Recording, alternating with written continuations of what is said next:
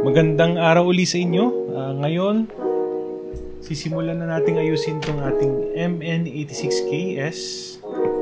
Ang gagawin ko muna, ayusin ko yung mga issues sa front axle. Okay?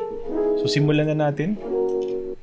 Nabanggit ko nung nakaraang video na may malaki na yung plane niya dito sa axle. Tapos, ang isa pang problema, hindi ko alam kung maririnig nyo.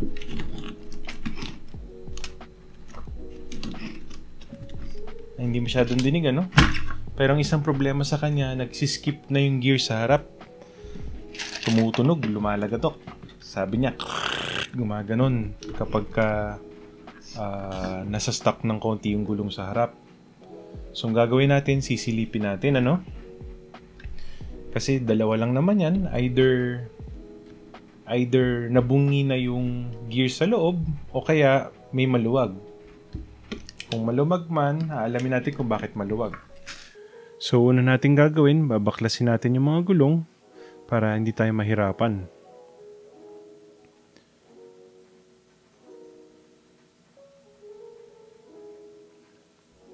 Ngayon, pwede na natin tanggalin yung axles. Pero bago nyan, alisin muna natin yung drive shaft.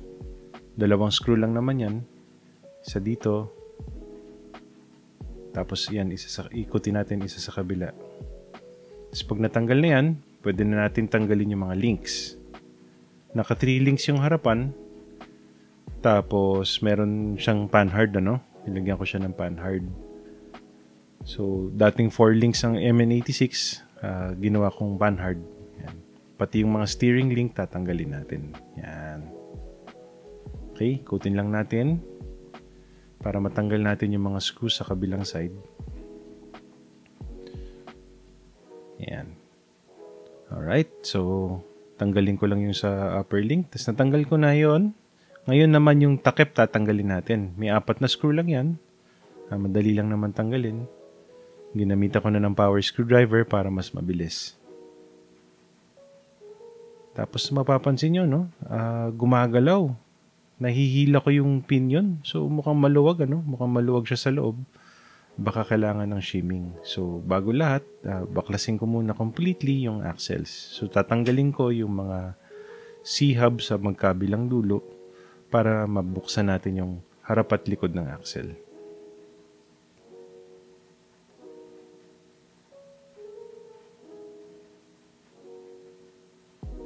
Okay, hilahin lang natin yan, ano? Medyo na-stuck na siya at matagal nang huling nabuksan. Ngayon, paghihiwalayin ko lang yung harap at likod para ma-access natin tong axle. Tapos kinapa ko yung grease para may konting bakal. So, medyo hindi siya good sign, pero kung titingnan mo naman, maganda pa yung meshing ng gear. Hindi mo masasabing bungi o sira, no? Wow. So, mukhang okay pa siya. Baka kailangan lang na meshing. Tapos mapapansin ko dito, ang luwag ng kaliwat kanan, gumagalaw siya. So, bubuksan ko ngayon ito para malaman kung anong problema sa loob. May 4 na screw yan. Tanggalin lang natin.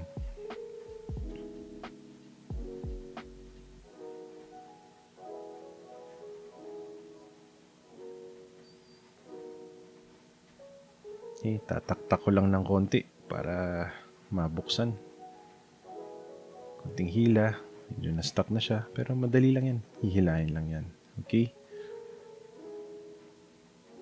Yan, malinis naman yung loob.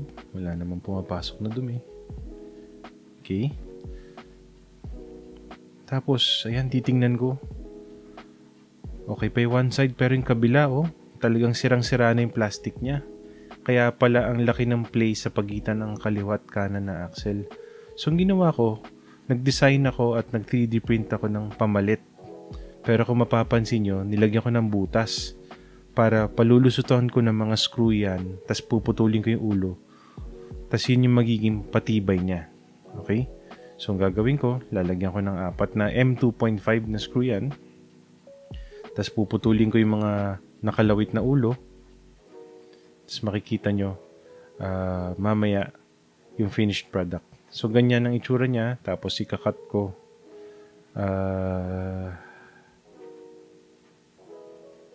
Yan. So, nakita nyo, nakat ko na. Testingin natin kung swak na swak. Sarap. Ang ganda ng pasok. Tapos sa kabila naman. Ayan, sakto. Ang ganda ng fit niya, no?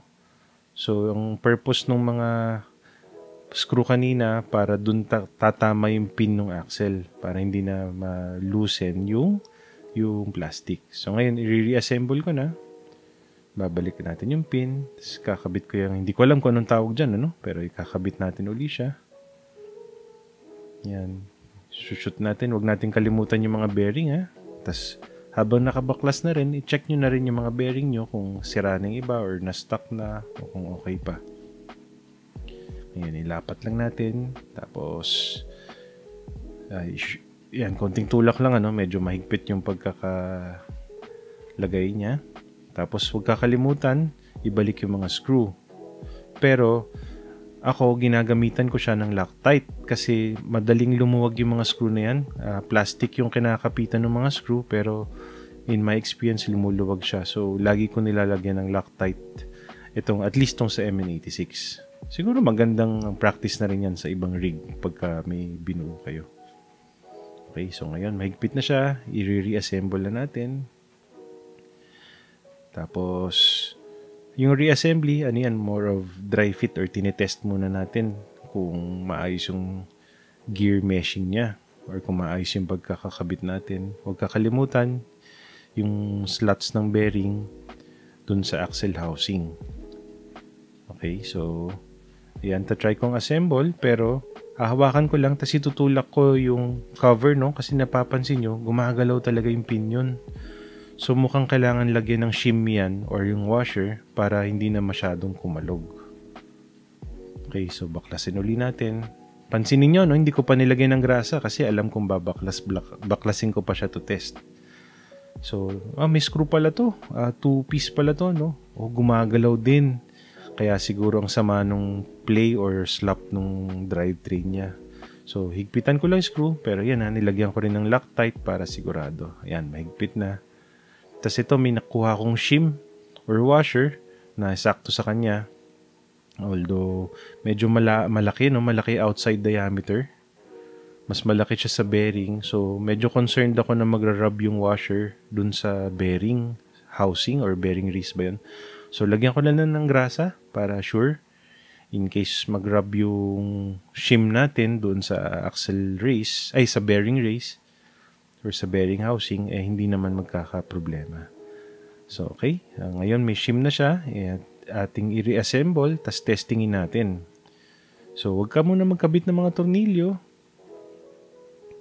para hindi tayo mahirapan, ano? Itutulak lang muna natin. Parang pipisilin natin or didiinan natin. So, huwag natin makakalimutan, yung mga placement ng mga bearings. Dapat sigurado. Dapat nasa tamang lugar yung bearing. Tas ngayon, sige, pipisilin ko ng ganyan yung housing. Pasensya na, medyo off screen. Tas wow, ang minimal na nung play niya. Mukhang promising to, no? Hindi na masyadong gumagalaw up-down yung pinion. So, baka maayos na yung meshing. So, ngayong mukhang okay na. Mukhang masaya na ako sa kanya. Baklasin ko ulit para malagyan naman ng grasa yung gear. So, kung mapapansin nyo, konti lang ang nilalagay ko, no? Hindi ko pinupuno ng grasa yung case.